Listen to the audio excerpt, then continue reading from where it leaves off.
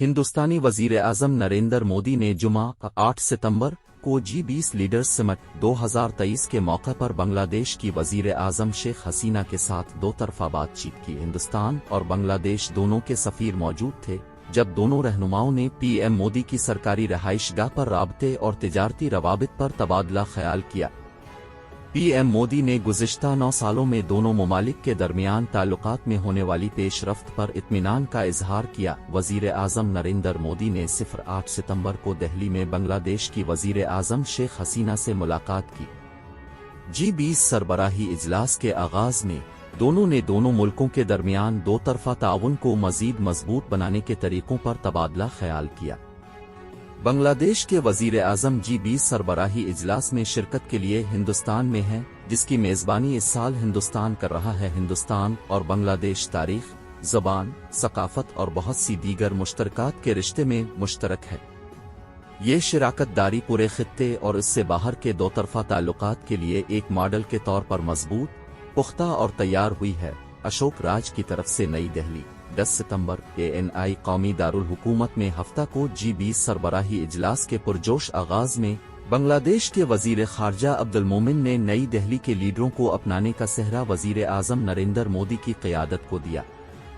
तकरीब के इफ्तिताही दिन सरबराही इजलास का एलामिया अब्दुल मोमिन ने कहा कि ये उनकी मुतहर्रिक और ज़ाती करिश्मा साजी की वजह से था कि G20 सरबराही इजलास में हर कोई इस ऐलान पर मुत्तफ़िक हुआ। ये वज़ीर-ए-आज़म मोदी की क़यादत की वजह से ही ऐलान के लिए एक मुआहिदा हुआ है और ये उनकी मुतहर्रिक और ज़ाती करिश्मा की वजह से है कि हर कोई इस ऐलान पर राज़ी हुआ।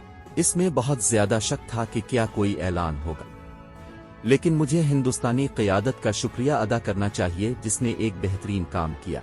बांग्लादेश के वजीर खारजा ने एक खुसूसी इंटरव्यू में ANI को बताया। बांग्लादेश के वजीर खारजा ने इस बात पर भी जोर दिया कि किस तरह वजीर-ए-आज़म मोदी पीएम मोदी ने अपनी बांग्लादेशी हम मनसब शेख हसीना को हर वक्त आलमी रहनुमाओं से मिलने की तरगीब दी। जैसे आज जब हमारे वजीर-ए-आज़म शेख हसीना बैठे हुए थे और उन्होंने उनसे कहा कि वो आएं और उन रहनुमाओं से मिले, जैसे बाइडन वहां मौजूद थे, ऋषि सुनक वहां थे और ये अब के वजीर-ए-आज़म हैं जो फरोग दे रहे थे और मैं उनकी गर्मजोशी से देख सकता था और हमें वाकई फख्र है। उन्होंने कहा ये बांग्लादेश और भारत के दरमियान ताल्लुकात की गर्मजोशी को जाहिर करता है।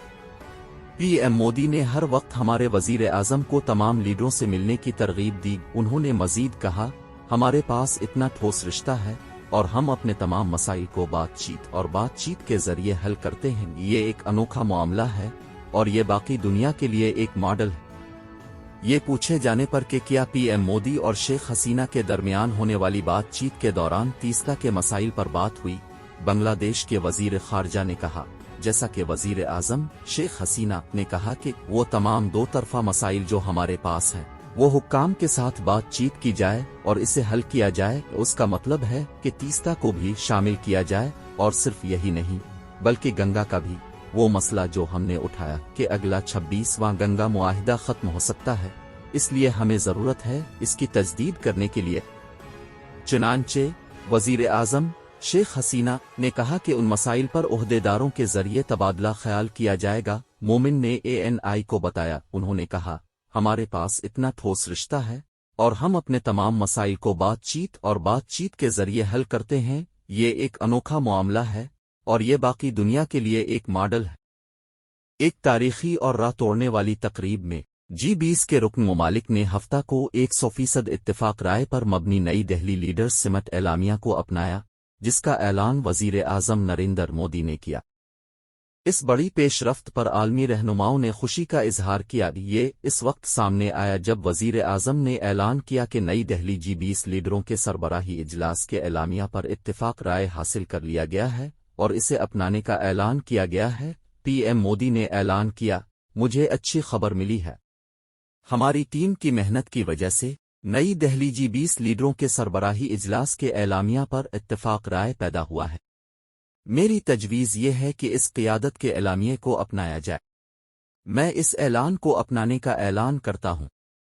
इस मौके पर मैं अपने शेरपा वज़रा को मुबारकबाद पेश करता हूँ जिन्होंने इसके लिए सख्त मेहनत की اور اسے ممکن بنایا۔ اعلامیہ کو اپنانے کے اعلان کا ڈیسک بجا کر خیر مقدم کیا گیا۔ ہندوستان نے گزشتہ سال 1 دسمبر کو G20 کی صدارت سنبھالی تھی اور ملک بھر کے 60 شہروں میں G20 سے متعلق تقریباً 200 میٹنگیں منعقد کی گئیں۔